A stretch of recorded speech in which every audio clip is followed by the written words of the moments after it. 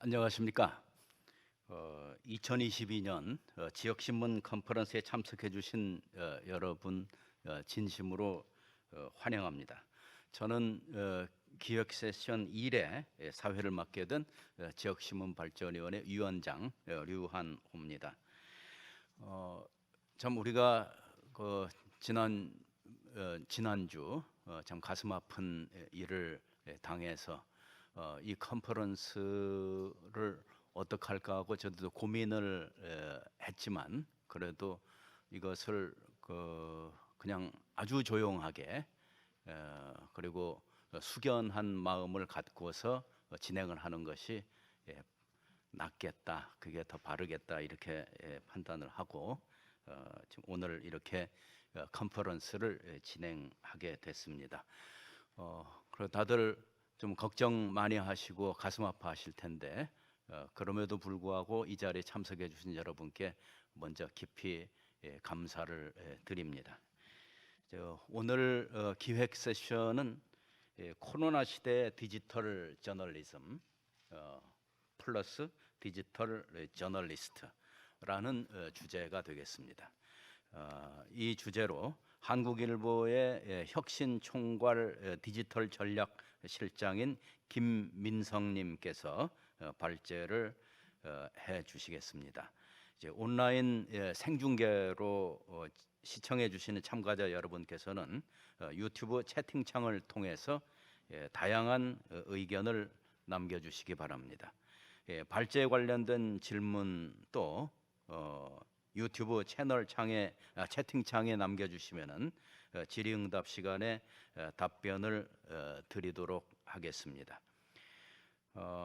코로나 시대의 디지털 저널리즘, 디지털 저널리스트 김민성 한국일보 혁신총괄 디지털 전략 팀장님을 모시고서 말씀 듣겠습니다.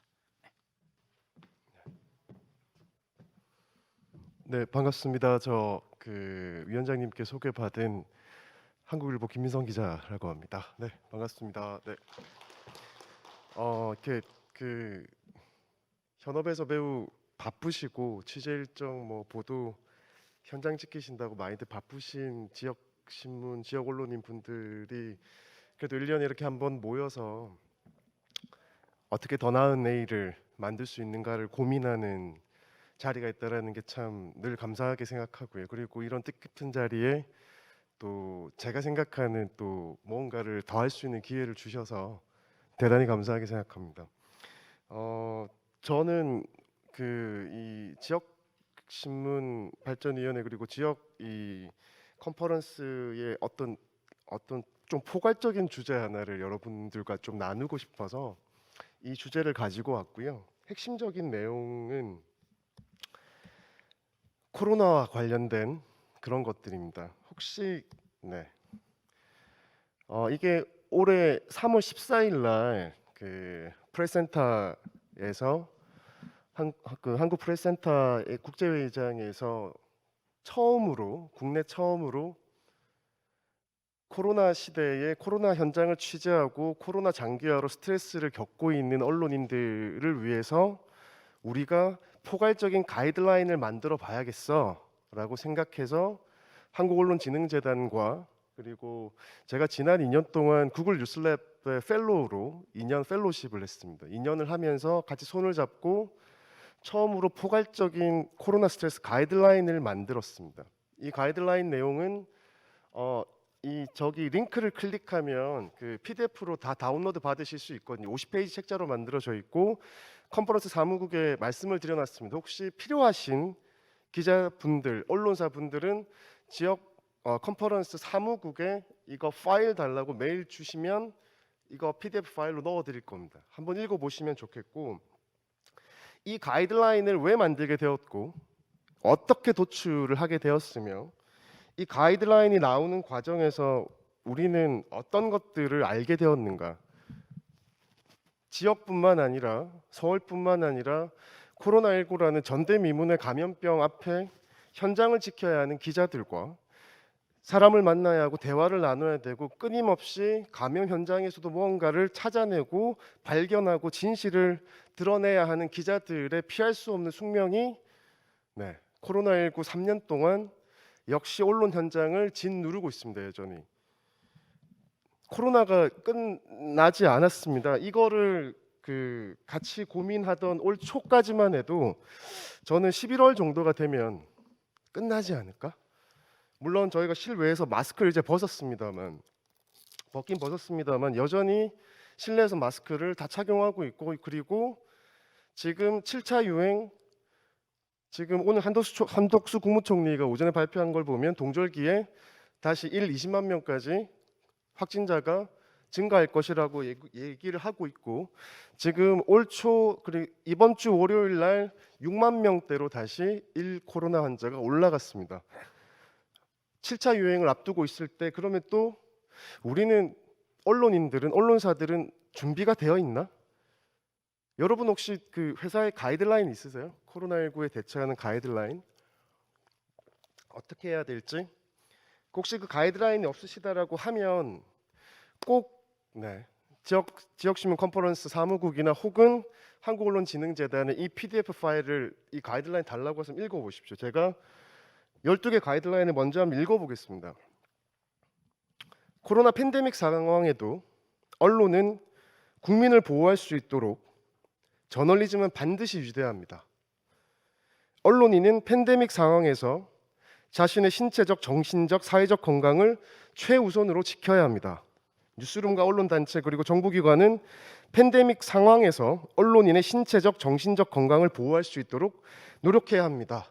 이 전문을 8명의 전문가들과 함께 쓰고 12개의 가이드라인을 제정했습니다. 첫 번째는 언론인의 스트레스 트라우마, 2차 트라우마에 대해 이해하고 대비해야 합니다.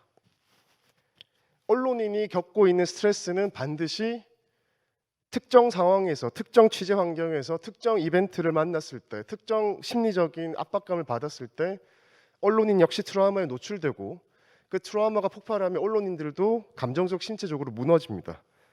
그래서 언론인도 역시 스트레스와 트라우마, 2차 트라우마에 대해 이해하고 대비해야 합니다. 오늘도 이태원 참사 현장과 이태원에서 유명을 달리하신 156분의 장례식장 유가족들을 지금도 언론인들이 만나고 있습니다. 그분들이 그 아픔, 아무리 언론인 일이라고 하지만 그 아픔들을 유족들을 만나면 느끼게 됩니다. 그래서 언론인도 역시 이런 거에 대비를 해야 되고요. 뉴스룸은 취재 구성원을 위해서 반드시 취재 대응 그리고 스트레스 대응 매뉴얼을 갖춰야 합니다.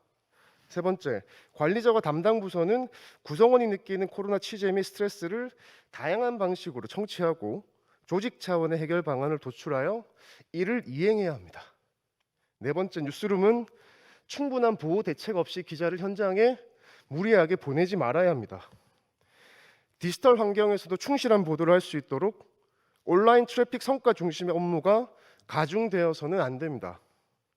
감염병과 관련한 확진자, 격리자, 의심자, 접촉자 등에 대한 차별 또는 낙인 혹은 혐오가 발생해서는 안 됩니다. 모든 구성원의 평등한 건강권을 존중하고 지키기 위해 백신 휴가나 업무 배정 등 모든 뉴스룸 내 직무, 직급, 고용 형태에 따른 차별이 발생해서는 안 됩니다. 뉴스룸 내 임신, 기저질환, 장애, 정신건강 취약자 등 우선 보호 대상에 대한 관심을 갖고 우선 지원해야 합니다. 정부는 팬데믹 상황에서 필수 재난 정보 전달을 위해 관련 업무에 종사하는 언론인들을 사회 필수 인력으로 인정하고 백신 우선 접종 등 보호 대책을 강구해야 합니다. 언론인을 대표하는 언론단체는 팬데믹 상황 취재와 보도를 위한 구체적인 행동 지침을 마련해 각 언론사에 제공해야 합니다.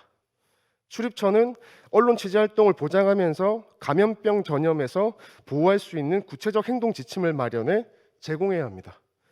포털 및 소셜미디어 등 디지털 플랫폼은 팬데믹에 대한 정확한 언론 보도가 노출될 수 있도록 노력해야 합니다. 이 12가지입니다. 이 가이드라인을 읽어보시게 되면 이 가이드라인이 언론인을 위한 가이드라인, 그리고 언론사를 위한 가이드라인, 그리고 언론인을 보호하고 지원해야 할 언론협회에 대한, 그리고 정부 단체에 대한 가이드라인. 네 번째는 포털, 디지털 플랫폼들이 어떤 역할을 해야 되는지 4개 항목으로 구성되어 있고, 그 4개 항목 중에서 12개를 따서 만들어져 있는 12개 항목입니다. 읽어보시면 너무 당연한 얘기지 않습니까? 그럼 이 12개가 어떻게 나오게 되었는지를 설명을 드리겠습니다. 왜냐하면 이게 되게 중요한 게 이번 지역신문 컨퍼런스의 주제가 Great Reset이지 않습니까? Great Reset. 무언가를 리셋을 해야 된다면, 다시 출발선상에서 무언가를 재부팅을 시켜야 한다라고 하면 어떤 문제점들이 차곡차곡 드러나는 계기가 되었을 겁니다. 그 문제점들을 이제 우리가 해결하고 앞으로 나가기 위해서 리셋 버튼을 누르는 것인데, 저는 대한민국 언론계의 많은 문제점들을 대단히 단시간에 종합적으로 노출한 계기가 코로나19라고 생각합니다. 그 과정에 대해 설명을 드리겠습니다. 사실은 이 코로나 취재 가이드라인 혹은 스트레스 회복력 증진 가이드라인뿐만 아니라 트라우마, 지금 전국에 있는 기자협회, 한국기자협회, 한국여기자협회, 방송기자연합회 3개 단체와 함께 지금 코로나 스트레스 가이드라인뿐만이 아니라 국내 첫 언론인 트라우마 가이드라인도 지금 만들고 있습니다. 같이 만들고 있는데, 이런 취재 가이드라인 혹은 트라우마 가이드라인을 왜 만드느냐 하면, 물론 기자협회에 가면 준칙들이 좀 있습니다. 준칙들이 존재하지만 그 준칙들은 어떤 내용들이 되게 많냐면, 뒤에도 나오겠습니다만 기자가 이렇게 해야 돼, 기자는 이런 일을 해야 되고 이런 일을 하면 안 돼 같은 거지만, 정작 그 기자들이 왜 그런 상황에 내몰리게 되어 있는지에 대한 컨텍스트가 대단히 부족합니다. 그러다 보니 기자들은 심리적 트라우마를 겪으면서도 이거를 작년 올 초에 전국에 11,000명 정도 되는 한국기자협회 전체 위원들에게 설문조사를 돌려서, 아마 여기 받으신 분들이 계실 겁니다. 돌려서 응답을 받아서 설문조사한 결과를 보면 10명 중에 8명이 이미 심리적인 트라우마를 겪고 있고, 그리고 특히 자주 있고 매우 빈번하다라는 이 응답도 약 30%에 육박합니다.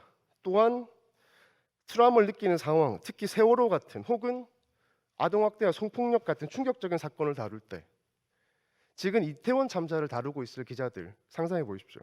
어떤 느낌으로 현장을 지키고 있을지, 그리고 이런 심리적 트라우마를 겪었을 때 어떤 부서에 있었고 어떤 취재 과정이 있었는지에 대한 서베이들을 했습니다. 이걸 가지고 코로나 취재 가이드라인을 만든 것처럼 트라우마 가이드라인도 만들고 있습니다.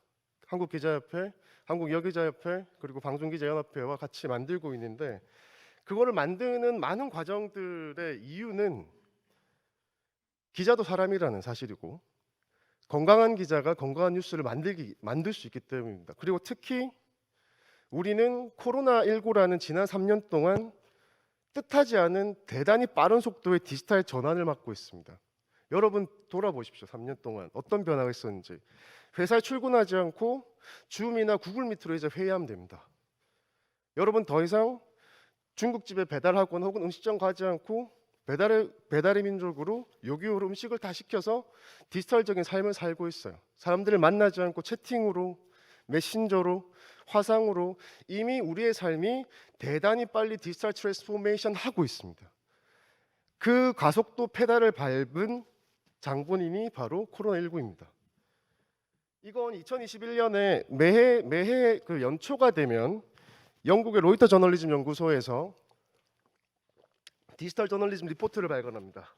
그 해에 전 세계의 디지털 저널리즘의 흐름은 이런 식으로 갈 거야를 조사를 하는데, 쉽게 얘기하면 전 세계에 있는 네로라는 234개 미디어의 C레벨에 있는 사람들한테 물은 겁니다. 2021년 초에 코로나19가 당신들의 디지털 전환 계획에 가속 페달을 밟고 있나요? 네, 밟고 있습니다. 76%. 80%의 디지털 리더들이 이미 2021년 초부터 코로나19가 우리가 예상한 것보다 훨씬 빨리 신문사와 언론사의 디지털 전환을 이끌고 있다.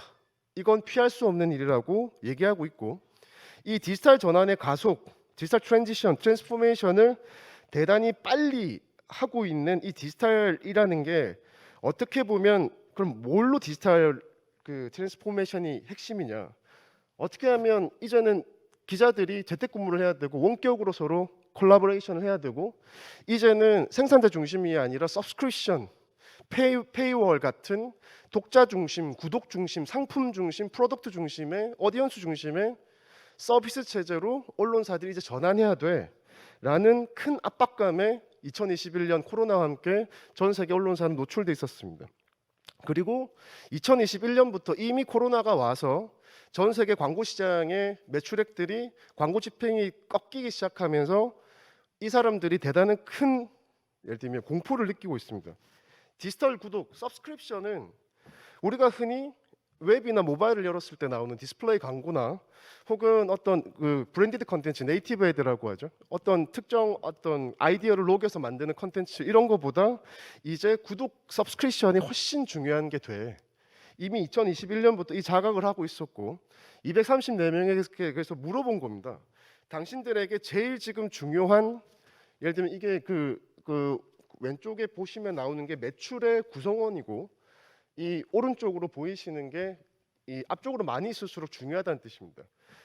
그러니까 빨간색이 2021년에 한 답이고 2019년이 민트색 답인데 쉽게 얘기하면 빨간색이 오른쪽으로 앞에 있으면 그 계획이 훨씬 더 중요해졌다는 뜻이고 빨간색이 뒤에 있으면 왼쪽 편에 있으면 이 시장에 대한 기대치가 이제는 없어지고 있다는 뜻입니다. 보실까요? 빨간색이 민트색을 앞서고 있는 것 유일하게 하나 서브스크립션 구독 계획 디스플레이 애드 제일 중요하다라고 2019년에 우리 매출 구조에서 대단히 중요해 81%나 되던 게 66%까지 이미 내려갑니다. 네이티브 애드 이것도 시장 안 돼. 이벤트 행사 뭐 마라톤 대회 뭐 지역 축제 이것도 안 되겠어. 이커머스 이커머스 이거 참 잘하면 좋은데 아직까지 신문사들 방법이 없어. 굿즈 만들 방법이 없어. 펀딩 프롬 플랫폼스 이거 뭐 아시겠죠? 포털이나 구글 같은 데서 언론사를 지원하는 이런 계획들에 대한 니즈는 이만큼이나 벌써 올라갑니다. 반면에 관련된 비즈니스들이나 혹은 도네이션 같은 것들도 어려워질 것 같은데 유일하게 수익적으로 반드시 잘 늘어날 거라고 얘기하는 하나의 축이 서브스크립션 정도밖에 없습니다. 그럼 2022년 우리는 올 한 해를 그럼 또 어떻게 전망하고 시작했느냐? 역시 2021년보다 전 세계 신문 뉴스룸의 리더들은 역시나 구독 계획은 디스플레이 애드나 네이티브 광고보다 더 중요하거나 이젠 가장 중요한 수익원이 돼라고 해서 이게 2021년이고 아까 보셨던 이게 2022년 겁니다. 이제 디스플레이 애드는 여전히 중요한 수익원이기 때문에 81을 유지하고는 있습니다만 2020년 유지하고 있습니다만 드디어 역전이 발생합니다. 빨간색 이렇게 이 하늘색이 2022년인데 제일 중요한 게 서브스크립션 79%가 됐고 제일 높았던 2020년에 81% 레비뉴에서 디스플레이 애드가 제일 중요하다고 얘기한 81%가 73%까지 감소합니다. 그리고 네이티브도 59%로 뭐 요새 말로 얘기하면 정말 빻는 수준이죠. 이쪽에 이제 컨텐츠를 더 이상 돈을 쓰지 않는다. 그 언론사들이 특히 뭐 큰 기업들은 언론사의 네이티브 애드나 이런 돈을 집행할 이유가 점점점 사라지고 있죠. 왜냐하면 인스타그램이나 틱톡이나 소셜 플랫폼으로 할 수 있는 공간이 너무 많고 유튜브 크리에이터들이나 혹은 독자들이나 이용자의 니즈를 너무나 잘 파악하는 새로운 크리에이터들이 많기 때문입니다. 이 전체적인 그림을 이렇게 보시면 여전히 이 하늘색이 앞쪽에 앞서 있는 것들이 뭐 도네이션 우리한테 좀 기부해 주세요. 후원 모델하면 조금 더 나아지지 않을까? 서브스크립션과 후원 모델 정도가 아니면 매출이 늘어날 게 뭔지 잘 모르겠다라고 전 세계적으로도 얘기하고 있습니다. 이런 흐름 때문에 한국도 지금 탈포탈 언론사들이 네이버나 다음 이후에 전략들을 준비하고 있고 그리고 아까 보셨다시피 이제는 구독 계획이 훨씬 중요해. 서브스크립션 계획이 대단히 중요해. 도네이션 계획이 더 중요하기 때문에 중앙일보 같은 곳이 더 중앙플러스 같은 유료 구독 모델을 이제 내놓고 구독 전환 계획으로 디스플레이 애드 모델에서 탈피하고 과거 모델에서 탈피한 새로운 비즈니스 모델로 가기 위해서 지금 다들 새로운 여정에 닻을 올리고 있는 겁니다. 근데 이러한 과정들, 코로나가 다시 정리해 보면 지난 3년간 언론인들이 현장에서 취재하고 원래 현장을 지키고 진실을 추구하고 새로운 팩트를 발견해야 되는 그 활동들을 대단히 위축시키면서 또 동시에 전통적인 수입원인 디스플레이 애드나 네이티브 애드나 행사, 협찬 비용 같은 것들은 판판이 부숴놓은 겁니다. 그리고 이용자들은 코로나19로 인해서 훨씬 더 빠른 속도로 배민을 쓰고 그 화상 회의를 즐기고 메타버스를 즐기면서 더 디지털 쪽으로 가버린 거죠. 그럼 언론은 대단히 중간에 우리 이제 어떻게 해야 되지 같은 공포에 선 겁니다. 근데 그 와중에서도 기본적으로 코로나19라는 이 환경에 대해서 언론사들이, 특히 우리 대한민국에 있는 언론사들이 마땅한 가이드라인조차 가지고 있지 못했습니다. 뭐 이런 보도들은 되게 많죠. 감염병 보도를 어떻게 이런 식으로 할 수 있느냐, 혹은 뭐 감염 보도 준칙 같은 데를 보면 뭐 근거해서 보도해야 한다, 뭐 이런 점을 명심해야 한다, 작성해야 한다, 뭐 파장이 크다는 점을 이해해야 한다. 저널리스트가 지켜야 할 가이드라인들은 대단히 많습니다. 근데 이런 저널리스트를 지켜주는 가이드라인이 대한민국에 별로 없습니다.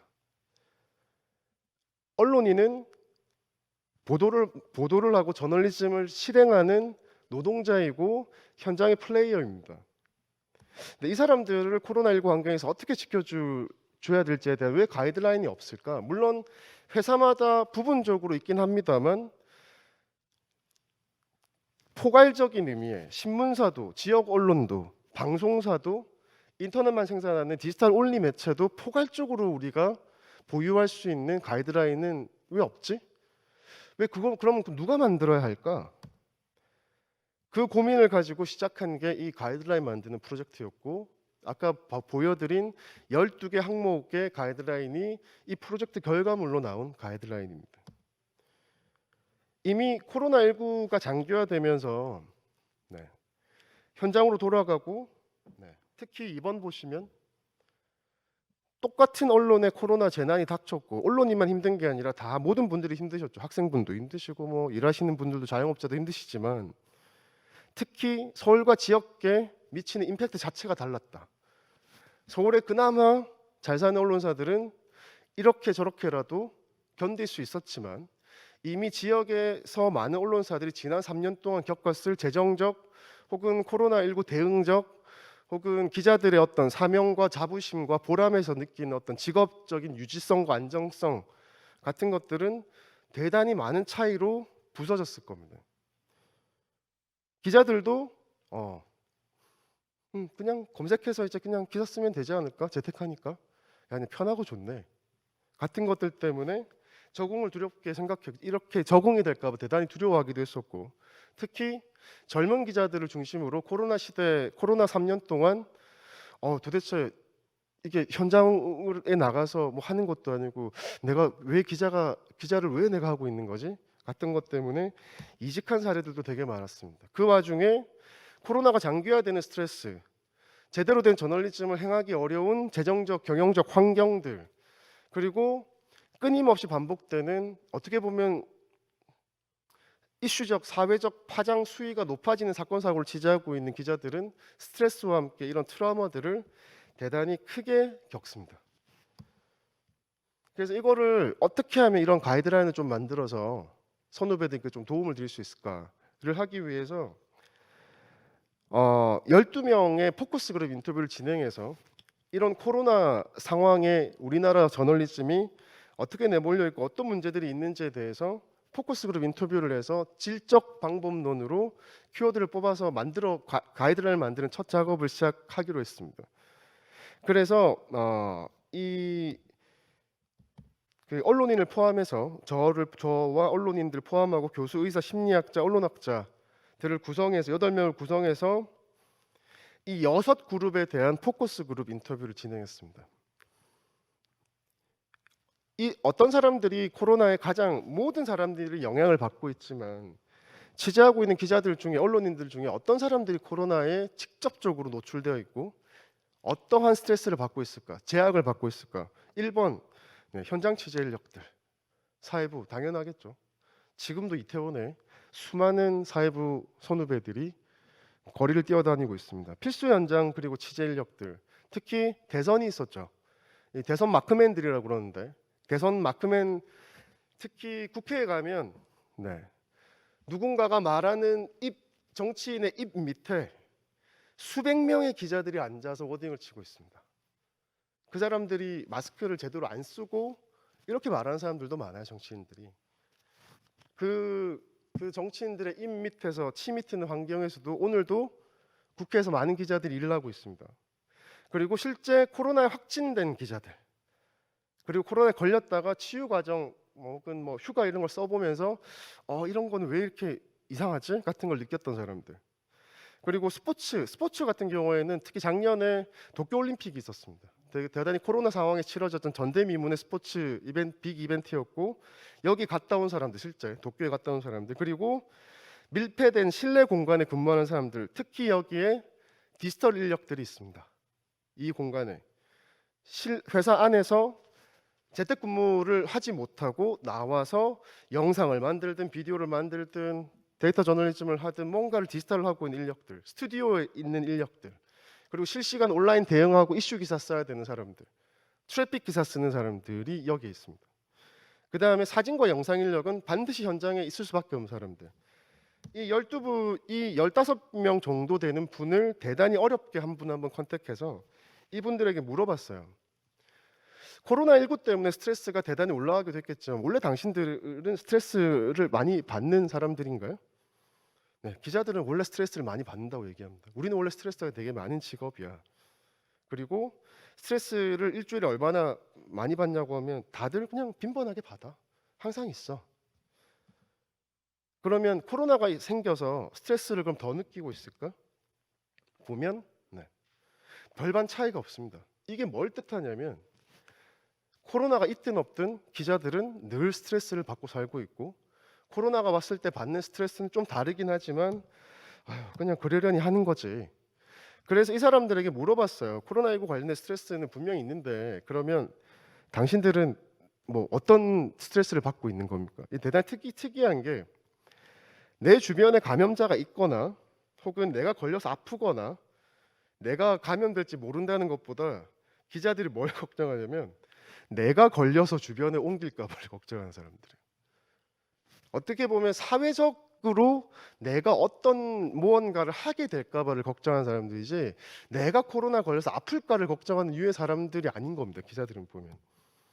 그리고 이들이 두려워하는 것 예를 들면 당연히 코로나가 있어서 사회적 거리두기 하니까 혹시 단절된 느낌을 가지시지 않아요? 대단히 특이한 게 그렇지 않다고 답합니다. 이 얘기는 우리는 현장에 있을 수밖에 없어. 우리 막 매일 재택근무하고 있을 수가 없어요. 기자들은. 그런 얘기를 하는 거고 다만 코로나19로 인한 업무 수행을 할 때 제약이 발생하고 있다라고 대단히 높은 빈도로 얘기합니다. 그리고 여기 안에는 없지만 그러면 그런 스트레스를 어떻게 푸냐라고 물어본 질문 항목이 있었거든요. 뭐라고 답하냐면 동료들과 술을 마신다 라는 답변이 대단히 높았습니다. 그러니까 기자라는 사람들은 언론계 혹은 사회의 커뮤니티 안에서 소통하고 내가 뭔가를 해결하려고 하고 그리고 내가 받은 스트레스조차도 그 사람들과 같이 위로하고 풀려고 하는 노력을 대단히 많이 합니다. 이 사람들이. 그래서 예를 들면 코로나19 취재 시 회사에서 안전교육이나 이런 걸 받은 게 없음에도 불구하고 이 사람들은 그 동료들을 돕기 위해서 어려움을 토로하는 동료의 얘기를 들어줄 여유가 있는가에는 모두가 들어주고 해결해 줄 것이다라고 답하는 유의 사람들인 거예요. 어떻게 보면 자신을 잘 돌보지 않는 사람들인 겁니다. 아프면 아프다고 얘기도 못하고 힘들면 힘들다고 얘기하지 못하는 사람들. 하지만 동료들이 어떤 일이 생기거나 했을 때 내가 그걸 들어주고 같이 해결해 줄 의사는 대단히 큰 사람들. 어떻게 보면 참 뭐랄까요, 헛똑똑이들이죠. 남편이라고 밖에 나가서 잘하지만 정작 자기를 잘 돌보지 못하는. 그래서 가이드라인들을 언론인들을 만드는 겁니다. 자기가 트라우마가 있음에도 불구하고 그 트라우마를 어떻게 해야 될지 드러내지도 못하는 야, 너 뭐 기자가 뭐 야 그런 걸로 힘들다라고 하면 기자를 어떻게 하겠니? 이런 말을 들을까봐 아예 아프다라고 말도 않는 사람들이 너무 많은 거죠. 그래서 이 사람들한테 이젠 질적으로 하나하나 물어봤습니다. 어떤 일이 있었어요? 뭐 취재 현장 사회부 취재 나가면 어땠어요? 도쿄올림픽 갔을 때 어땠어요? 대선 마크맨 뛰어댕겼을 때 어땠어요? 그 스튜디오나 이런 데서 환기도 안 됐을 텐데 디지털 혹시 어뷰징하라고 누가 시키지 않아요? 트래픽 강요 목표가 올라가진 않았나요? 수없이 많은 걸 물어봐서 FGI 키워드 7개를 뽑아냈습니다. 여기에는 우리가 사는 언론인들이 사는 얘기가 다 담겨 있습니다. 한번 보실까요? 키워드 7개를 정리만 먼저 해드리면 이걸로 겁니다. 코로나 뉴스룸 내에 매뉴얼 자체가 없어요. 공통적으로 하는 얘기들. 두 번째, 코로나가 장기화가 되어서 기자라는 직업의 무기력을 느껴요. 세 번째, 거리 두기를 하고 있는데 국회 가고 저기 이태원 가고 온 취재 현장 가면 취재 경쟁은 여전합니다. 그리고 디지털 쪽에서는 트래픽 위주와 디지털 온라인 업무, 트래픽을 벌어야 하는 유해 업무들이 훨씬 과중되었다는 거예요. 이전보다, 코로나 이전보다. 재택근무하고 있으니까 부장들이 야 그냥 기사 오늘 한 5개 써내라. 오늘 PB 잘 나왔던데 뭐 이런. 뉴스룸 내 그리고 보이지 않는 차별들도 드러나고 하지만 조직 내에서는 저 아파요. 저 되게 몸이 힘듭니다. 저 좀 쉬고 싶습니다. 같은 얘기를 못하고 이런 문제를 우리 왜 가이드라인이 없죠? 회사에 코로나 가이드라인이 왜 우리 이런 거 해야 되는 거 아닙니까? 라는 대화를 꺼내는 분위기가 점점 되지 못한다. 그리고 이를 통해서 최종적으로는 전반적인 저널리즘의 질이 낮아진다. 그 워딩들은 몇 개만 소개해드리면 이렇습니다. 1호 감염자가 되면 안 된다라는 두려움에 살았다. 왜냐하면 쟤 어디서 놀다가 걸렸어. 쟤 1호야. 쟤 때문에 또 누가 옮았을 거 아니야. 뭐 이런 얘기들. 내가 걸려서 다른 사람에게 민폐가 될까 무섭다는 얘기를 여기서 계속합니다. 기자들이. 어떻게 보면 자기를 참 잘 돌보지 못하는 유의 사람들인 거예요. 그리고 회사가 내가 코로나에 걸렸을 때 어떤 조치를 취할 거 이런 거에 대해서 뭐 얘기를 해줘야 되는데 물어볼 데도 없고 가이드라인 자체가 없어서 그리고 재택근무를 좀 했으면 좋겠는데 재택근무 같은 것들도 뭐 직급이나 연차 때문에 못하고 무기력 호소를 얘기하는 사람들도 대단히 많았었는데 뭐 원래 스트레스가 되게 많지만 뭐 원래 또 스트레스 받으면 뭐 손을 부르르 떨면서 술 먹고 풀어야지 했는데 코로나 이후에는 동료들도 선후배들도 만나기 힘들고 하니 같이 술도 못 먹고 대단히 무기력하다 뭐 이런 얘기들. 그리고 백신을 맞아야 이 당시에는 백신이 전반적으로 대단히 품귀 현상이었을 때였습니다. 이 사람은 도쿄올림픽 전에 이제 인터뷰를 했던 거라 되게 정부에서는 뭐 이렇게 얘기하고 기준 자체가 정부 기준, 회사 기준, 출입처 기준이 너무 달라서 뭘 해야 될지 모르겠다. 이걸 해도 되는지 안 해도 되는지 모르겠다. 그럼에도 불구하고 취재 경쟁은 여전하다. 특히 정치부. 물 먹으면 안 된다는 생각에 계속 코로나 감염 위험이 있는 현장이 계속 끊임없이 가야 된다. 국회 복도에 20-30명 기자들이 다닥다닥 모여서 브리핑을 하는데 거기서 확진자가 나오고 회사에서는 출입처에서는 어떻게 할지 모르겠다고 한다. 회사에 얘기했더니 알았어. 일단 기사부터 맡고 보자라고 얘기하는. 현장 취재는 원래 다 그런 거야. 뭐 이런 방법밖에 없나? 근데 원래 내가 왜 이렇게 뭘 취재해야 되지? 누구 워딩만 따라다니려고 내가 이 일을 하는 게 아닌데 같은 기자로서의 회의들, 누군가의 입에 워딩을 경주마식 보도를 계속 따라 경쟁 속에서 해야 하는 고충들. 디지털 온라인 쪽에 그래서 트래픽 위주의 업무가 가중되었다. 기존 업무 외에 지면 막을 거 막고 뭐 리포트 내보낼 거 내보내고 온라인 이제 이슈 기사 써서 트래픽 벌어야 돼. 특히 외신 보도의 가십거리, 자극성 기사, 트래픽 올리는 압박들이 이제 있다. 어떤 기사 트래픽이 뭐 좋고 이런 얘기를 계속한다. 코로나 이전보다 더 심해진 것 같다. 온라인으로 업무가 많이 전환됐다. 뭐 그럴 수밖에 없죠. 재택근무가 많아지고 원격으로 일하는 게 많아졌기 때문에. 그러다 보니 온라인 상에서 내가 기사 소스를 찾고 내 기사가 어떤 반응을 했는지를 예전보다 더 보게 됐는데 그 댓글에 달리는 혐오성 댓글과 악플들 이런 것들로 계속 스트레스가 온다. 더 많이. 또 예를 들면 온라인 부담이 점점 늘고 특히 내가 재택근무하고 있으면 너 지금 재택근무하니까 너 오늘 온라인 기사 써 같은 요구들이 직접적으로 이제 온다. 네. 그리고 이 점도 참 뼈아픈데 구성원 내에서 같은 코로나 상황이지만 차별이 드러나기 시작한다. 영상 편집이나 디자인 인력 같은 전통적인 취재 인력 밖에 있는 사람들인 경우에 백신 접종하고 나 휴가 쓴다고 말을 잘 못하겠다. 정규직들은 잘 쓰더라. 비정규직이기 때문에 빠지기도 어렵고 눈치 보인다. 얘기를 못하겠다. 회사 내부에서 지금도 실내는 마스크를 써야 되기 때문에 편집국에 있어 보면 부장들이나 뭐 다른 사람들은 여전히 안 쓰는 사람들도 되게 많아요. 근데 연차 어린 기자들은 마스크 꼭 쓰고 있어야 되고 이런 것들. 인턴이나 젊은 기자들은 마스크 쓰는데 부장들은 왜 마스크를 안 쓰는지 모르겠다. 같은. 특히 디지털 스튜디오 이런 지금 뭐 그 디지털적으로 영상이나 뭐 이미지나 이런 것들을 만드는 크리에이션을 많이 하는 팀들이 스튜디오를 신문사나 방송사에 꾸미고 있는데 되게 구석 외진 곳 지하에 많아요. 환기가 안 된다. 디지털 스튜디오가. 지상에 있는 저기 편집국이 이런 부서들은 창문이라도 있는데 우리는 환기가 제대로 안 되는 것 같아. 우리 어떻게 이런 건 어떻게 해야 되니? 조직 내 대화는 이 문제를 해결하기 위해서 문제를 제기하고 이거를 문제를 풀어보자라는 대화는 여전히 부재하다. 같이 논의해 볼 수 있는 장이라도 만들어졌으면 좋겠다. 이런 그 가이드라인들을 통해서 성희롱 예방 교육이나 뭐 갑질 뭐 이런 교육들도 회사에서 하는데 코로나19 관련된 가이드라인이 있어도 뭐 교육을 받기는 되게 힘들겠지만 현장에서 기자들이 이게 좀 힘들어요. 코로나 상황에서 이런 거 취재하는 게 대단히 힘들고 스트레스 받고 혹은 이런 게 트라우마입니다라고 부장 국장한테 얘기했을 때 좀 이해해주고 공감해줬으면 좋겠다. 그거라도 해줬으면 좋겠다. 가이드라인이 없더라도.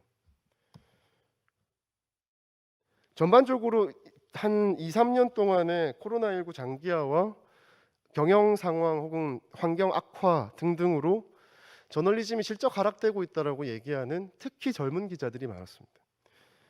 저 기사 너무 탐난다. 나도 저런 거 취재해야 되는데 같은 생각이 드는 게 코로나 이전에는 많았던 것 같은데 그게 되게 없어진 것 같다. 요즘은. 대신에 그 시간에 온라인 기사 쓰고 우라카이 하고 이런 것들은 더 는다. 뭐 이런 거죠. 전체적으로 질은 하락했다고 느껴진다. 특히 트래픽성 기사들, 자극적인 기사들, 전통적인 취재 부서에서도 이제 트래픽용 기사를 쓰라는 오도가 온다. 전화 통화에서 사실 확인도 하지 않는 영상 기사 이런 것들도 뉴스룸 내에서 그냥 나온다. 분명히 코로나 영향이 있었을 거라고 생각한다. 그리고 소속감이라는 게 아까도 말씀드렸지만 기자라는 존재는 대단히 사회적인 동물이라 내가 걸리는 것보다 내가 걸려서 누군가를 옮기는 걸 더 걱정하는 사람들이고 내가 누군가의 어려움을 들어주고 해결해주기 위해서 노력하는 사람들이라 소속감이라는 걸 대단히 중요하게 생각합니다. 언론사에 내가 소속되어 있는 그 디그리를 감을 저널리즘의 척도로도 바라봐요. 우리 언론 기자들이 대단히 끈끈하고 유대감이 높으면 우리 저널리즘이 대단히 좋은 저널리즘이 나올 가능성이 높다라는 이런 생각들을 하는 류의 사람들인 거죠. 근데 코로나 때문에 소속감 자체가 흐려지고 그걸로 인해서 저널리즘 질적 하락이 연결될 수 있다고 생각한다. 동기들끼리 얼굴 보고 밥 먹은 경우도 없다. 지난해 들어온 경력 기자는 결혼을 앞두고 있는데 얼굴을 본 적이 없어서 청첩장도 안 줬다. 뭐 이런. 뭐 어떠신지 모르겠습니다.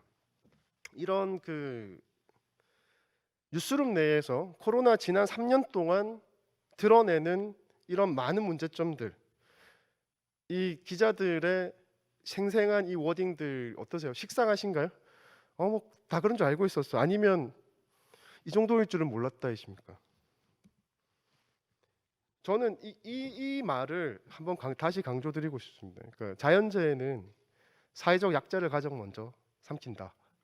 예를 들면 올여름 홍수 때도 물은 가장 낮은 곳으로 흘러 그 사회의 가장 가난하고 가장 소외된 틈으로 흘러들어서 그 공간을 이렇게 침수시켜 버리죠.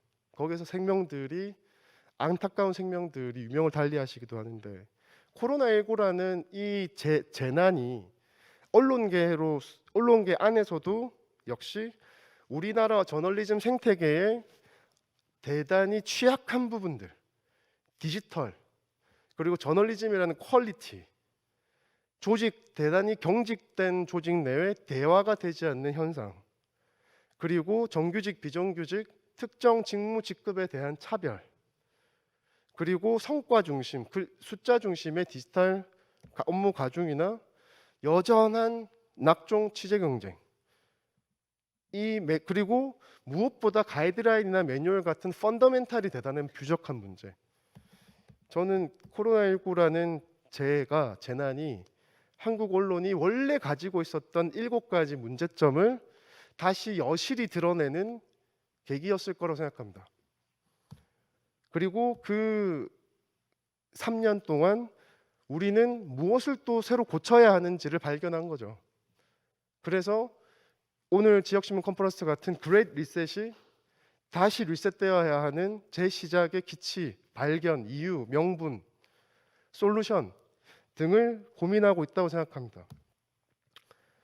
그래서 사람에 대한 관심을 좀 당부드리고 싶습니다. 이 유튜브를 보고 계신 언론인도 계실 테고, 또 무엇보다 중요한 독자분들, 그리고 언론을 늘 기사를 보고 뉴스를 보고 이용하시는 오디언스 분들이 분명히 계실 텐데, 기자들도 사람이라는 걸 좀 이해해 주셨으면 좋겠고, 저널리스트에 대한 이런 사회적 관심이 대단히 필요하다. 왜냐하면 건강한 기자가 건강한 뉴스를 만듭니다. 그 사실의 그 명제는 변함이 없고 앞으로도 마찬가지일 겁니다. 다시 한번 이태원 말씀을 드립니다만, 지금 이 시간에도 전국에 있는 유명을 달리하신 희생자분들이 발인, 장례 등등을 치르고 있습니다. 그 현장에서 기자들이 많은 사연들을 취재하고 있고, 또 정부 혹은 경찰 등등 소방 당국들과도 많은 취재를 하면서 무엇이 진실이고 왜 이런 또 큰 참사가 일어났는지를 발로 뛰면서 취재를 하고 있습니다. 저 현장에서 이태원 현장에서 실제 많은 끔찍했던 장면들을 기자들은 여전히 목도했고, 그리고 저런 아픈 소식들을 전달하기 위해서 오늘도 감정과 육체와 지혜와 또 저널리즘이라는 가치를 지켜야 한다라는 사명감으로 있습니다. 그래서 좀 부탁드리고 싶은 말씀은, 재난, 참사, 사고, 전쟁, 질병, 이 모든 현장에 오늘도 언론인들이 있습니다. 그래서 사람, 언론인, 저널리스트에 대한 사회적 관심을 좀 같이 가지자고 제안드리고 싶습니다.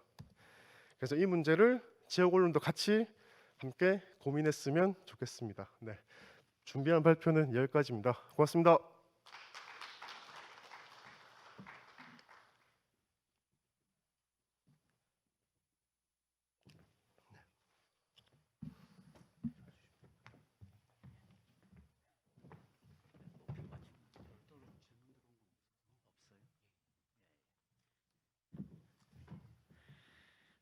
예, 지금까지 코로나 시대 디지털 저널리즘, 디지털 저널리스트를 주제로 발표해 주신 한국일보 혁신총괄 디지털 전략팀장인 김민성님께 깊이 감사드립니다.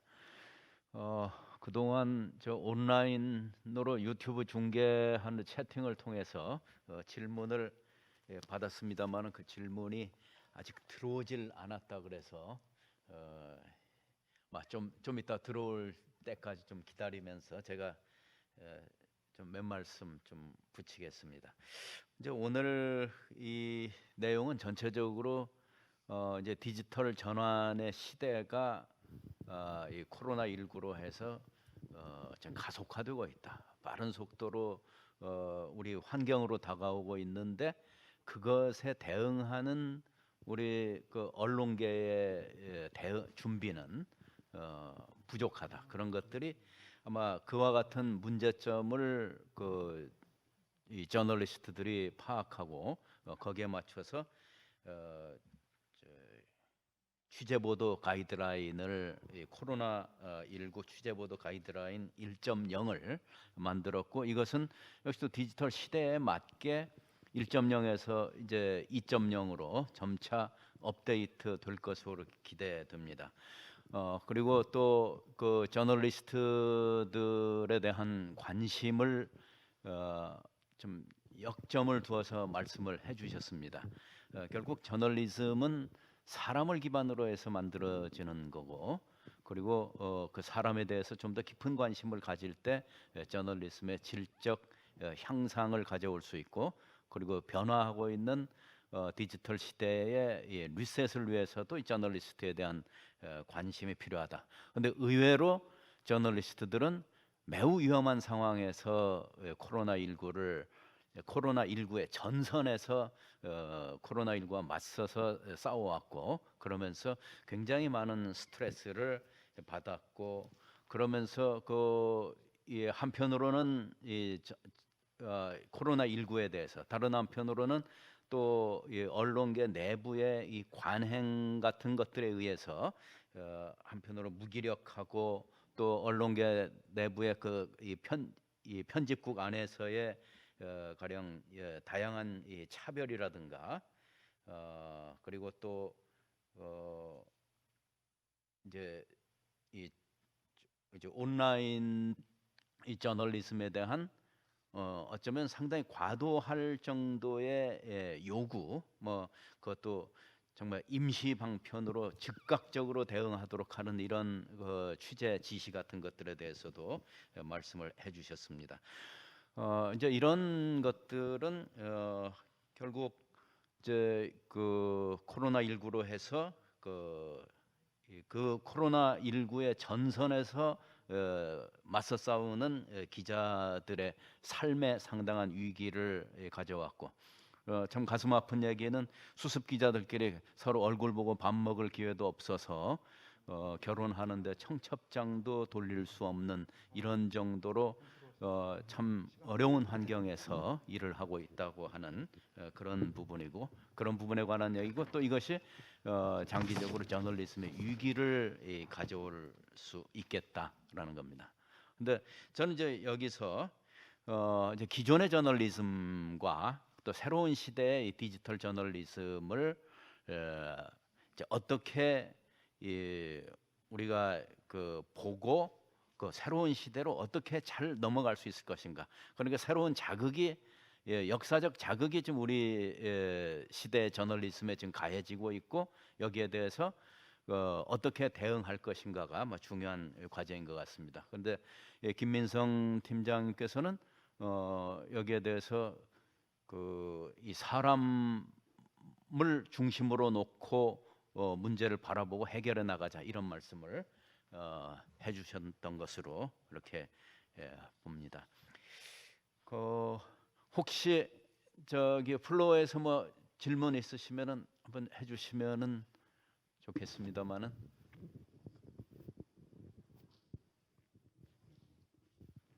예, 저 표한수 이사장, 언론진흥재단 이사장님. 예, 김민성 팀장이 디지털 언론의 디지털화, 이 기술적인 문제, 그런데 노하우가 상당히 많은 거로 알았는데, 기자들의 디지털 환경에서의 기자들의 이 직업 활동, 취재 상황,